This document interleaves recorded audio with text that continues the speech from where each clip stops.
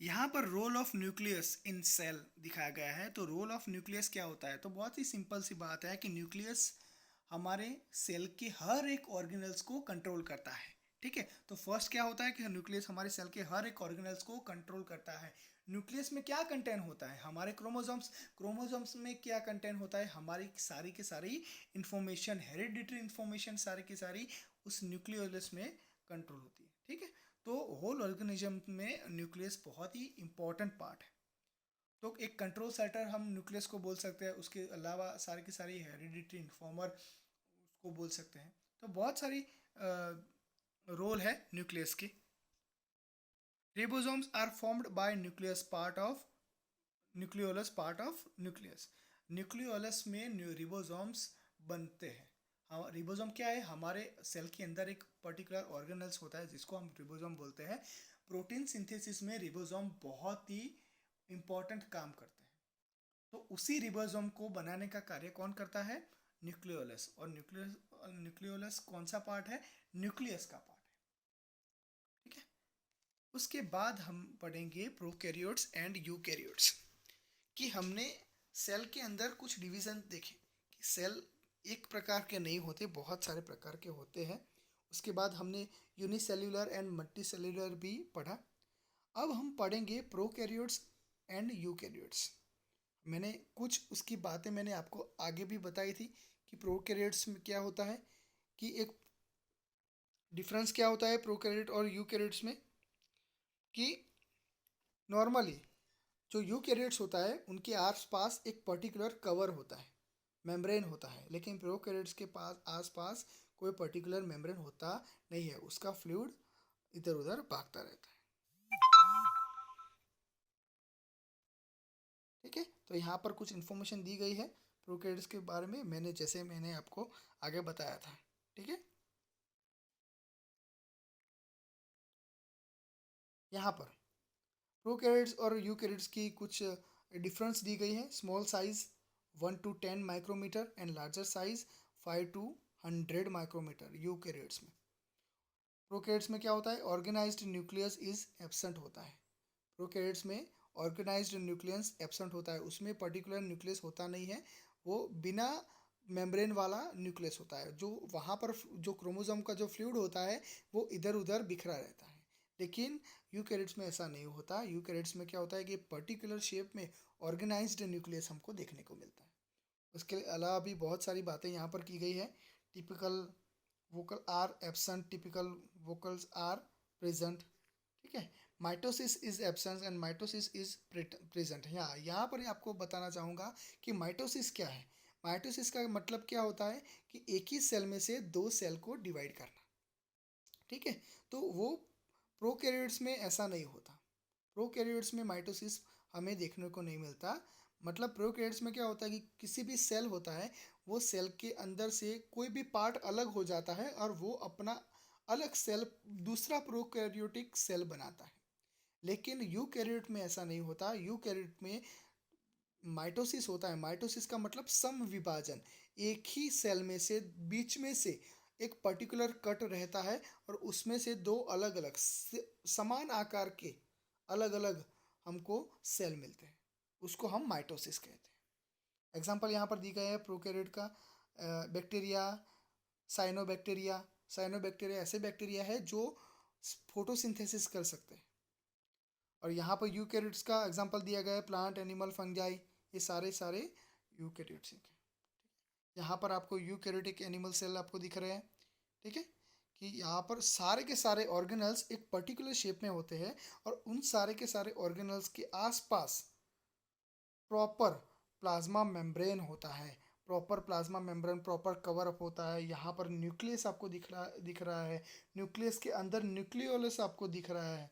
ठीक है, यहाँ पर कुछ रिबोसोम्स, छोटे छोटे रिबोसोम्स दिख रहे हैं जो प्रोटीन सिंथेसिस के लिए बहुत ही ज़रूरी है। यहाँ पर माइटोकॉन्ड्रिया, हमारे सेल का पावर हाउस, ठीक है, वो दिख रहा है।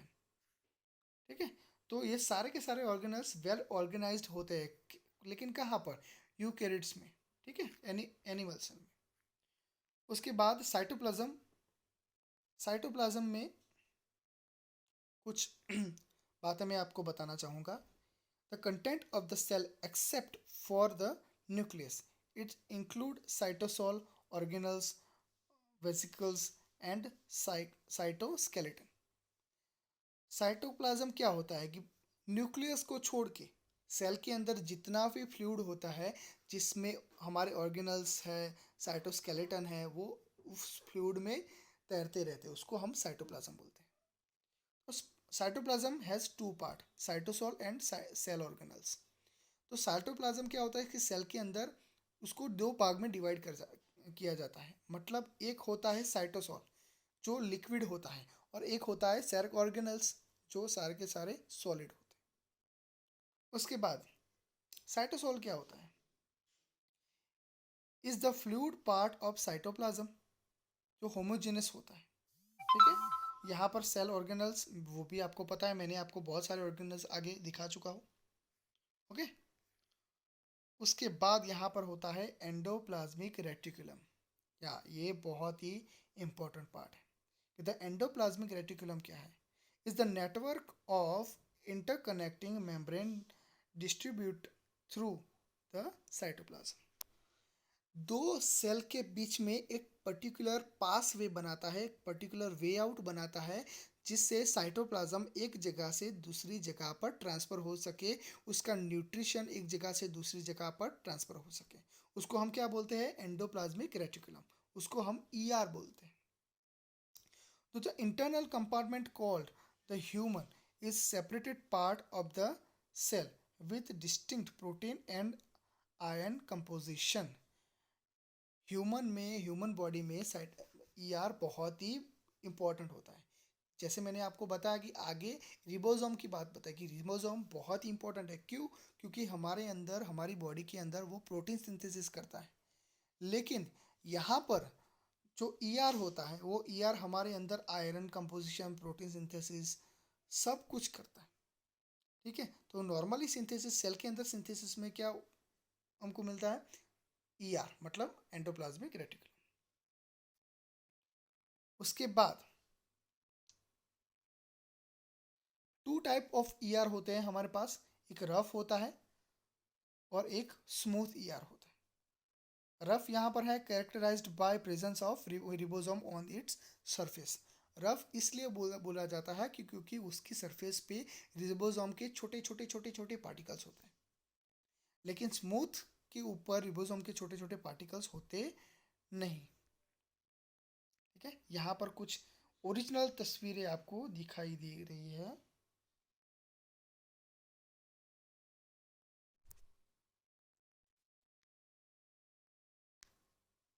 यहाँ पर ये है रफ ईआर और ये है स्मूथ ईआर। ठीक है, कुछ इस तरह से।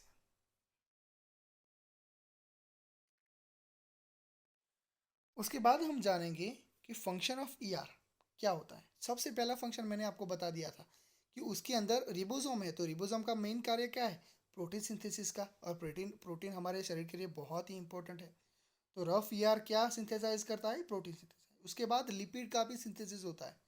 तो लिपिड का सिंथेसिस कौन करता है? Smooth ER. ये आपको शॉर्ट क्वेश्चन में पूछा जाएगा कि स्मूथ ईआर किसका सिंथेसिस करता है, रफ ईआर किसका सिंथेसिस करता है।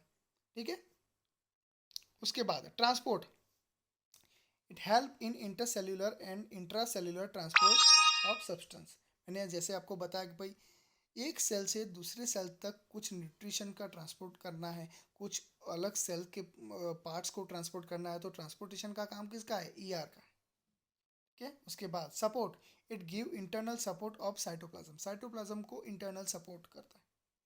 ठीक है, ओके। उसके बाद है गोल्गी कॉम्प्लेक्स। ये गोल्गी कॉम्प्लेक्स क्या है? बहुत ही इंपॉर्टेंट पार्ट है हमारे अंदर। ये Golgi complex is organelle of membrane bound sacs मतलब saccharides, tubules and vesicles secrete complex biochemical. Golgi complex सबसे पहले मैं आपको बताना चाहता हूँ कि गोल्गी कॉम्प्लेक्स किसने ढूंढा। तो Golgi complex who is invented Golgi complex. So that scientist name is Camillo Golgi. What is the name of scientist who invented Golgi complex? That is Camillo Golgi. उसके नाम पर से हमें Golgi complex उसका नाम दिया है. ठीक है. तो वो क्या करता है, तो नॉर्मली सैकेराइड को बाउंड करता है. हमारे अंदर जितनी भी सुक्रोज होती है, जो सैकेराइड होता है, उसका सिंथेसिस करके उसको बाउंड करता है. उसके बाद Golgi is a single complex in animal cell. In plant they formed separate unit called डाइसाइटोसोम्स. ठीक है. तो एनिमल में सिंगल सेल होता है नॉर्मली गोल्गी कॉम्प्लेक्स, और लेकिन प्लांट्स में उसको क्या बोलते हैं, डाइसाइटोसोम्स. मेम्ब्रेन बाउंड सेल्स मतलब saccharides of Golgi are called cisternae. ठीक है. तो गोल्गी पर जो मेम्ब्रेन आपको दिखाता है, मतलब जो बाउंड होता है मेम्ब्रेन, उसको हम क्या बोलते हैं, सिस्टर्न. एक थप्पी जैसी रचना होती है, एक पर्टिकुलर, मतलब जैसे हमारे पास कुछ कॉइन होते हैं, कॉइन को हम एक से एक पर थप्पी पर रखते हैं ना, एक पर एक, उसी तरह से कुछ हमें दिखने को मिलती है, उसको क्या बोलते हैं हम, सिस्टर्न है. ठीक है. यहाँ पर गोल्गी अपार्टस आपको दिख रहा है. ठीक है. ओके, चलो आगे जाते हैं. उसका फंक्शन हम देख लेते हैं कि भाई फंक्शन क्या होता है गोल्गी अपार्टस का. तो Golgi apparatus involve in repair and synthesis of cell membrane. Cell membrane को रिपेयर और सिंथेसिस करने का कारखाना कहाँ पर है, गोल्गी अपार्टस में. Lysosome are formed by Golgi apparatus. अब लाइसोसोम क्या है आपको पता होगा. लाइसोसोम भी एक पर्टिकुलर ऑर्गेनल्स होता है जिसके अंदर एक लाइसोजाइम नाम की एक फ्लूइड होता है. जब भी सेल के अंदर कोई बैक्टीरिया या वायरस आ जाता है, तो लाइसोसोम हमारे सेल को उस फ्लूइड से, लाइसोजाइम से प्रोटेक्ट करता है. ठीक है. तो वैसा प्रोटेक्शन वाला लाइसोसोम कहाँ पर बनता है, तो गोल्गी अपार्टस में बनता है.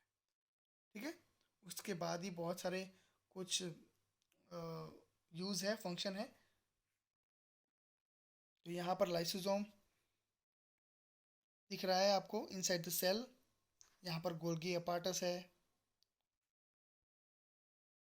ठीक है. उसके बाद गोल्गी अपार्टस क्या करता है, प्राइमरी लाइसोसोम बनाता है.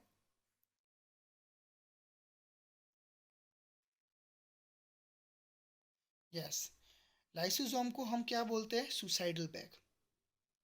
क्यों ऐसा बोलते हैं, तो यहाँ पर देख लेते हैं कि भाई lysosome generally found in animal cell, they lack in plant cell. Normally lysosome कहाँ पर देखने को मिलता है, एनिमल सेल में देखने को मिलता है. ठीक है. तो this enzyme are synthesised by R E R, मतलब रफ ई आर. ये एंजाइम जो होता है, ठीक है, वो कैसे कहाँ पर सिंथेसाइज होता है, रफ ई आर में. तो उसको हम सुसाइडेबल बैग क्यों कहते हैं, वो इसलिए कि जब भी सेल में कुछ गड़बड़ी आ जाती है, या जब भी सेल में कुछ ऐसा पार्ट्स घुस जाता है जो नहीं होना चाहिए सेल में, तो लाइसोसोम उसको क्या करता है कि उस सारे के सारे जो पार्ट होते हैं उसको निकल जाता है. वो इंट्रासेल्युलर डाइजेशन सिस्टम धराता है. ठीक है. तो वो इंट्रासेल्युलर डाइजेशन सिस्टम वो अपने पास रखता है और उसको डाइजेस्ट कर देता है. लेकिन आपको पता है कि भाई सारे के सारे ऑर्गेनल्स को डाइजेस्ट करने के बाद सेल जिंदा रह पाएगा, नहीं. तो अगर सेल जिंदा नहीं रहेगा, सेल के ऑर्गेनल्स जिंदा नहीं रहेंगे, तो लाइसोसोम भी कैसे जिंदा रहेगा. तो उसी डाइजेशन सिस्टम के बाद लाइसोसोम भी मर जाता है, मतलब वो भी डिसअपियर हो जाता है. तो उसीलिए लाइसोसोम को सुसाइडल बैग बोलते हैं. ठीक है. यहाँ पर माइटोकॉन्ड्रिया, मैंने आपको आगे भी बताया कि माइटोकॉन्ड्रिया क्या है, powerhouse of the cell. यहाँ पर ही हमारे एटीपी का निर्माण होता है, एटीपी जनरेट होता है. और एटीपी को मैंने आगे आपको समझाया था कि भाई एटीपी क्या होता है, कि एक इनडायरेक्ट एनर्जी होती है जिसको हम एडिनोसाइन ट्राइफॉस्फेट बोलते हैं. ठीक है. यहाँ पर माइटोकॉन्ड्रिया दिख रहा है, यहाँ पर ही एटीपी हमारी बनती है. और सेल को पावर कौन देता है, तो यही माइटोकॉन्ड्रिया. यहाँ पर लाइसोसोम दिख रहा है, सुसाइडल बैग.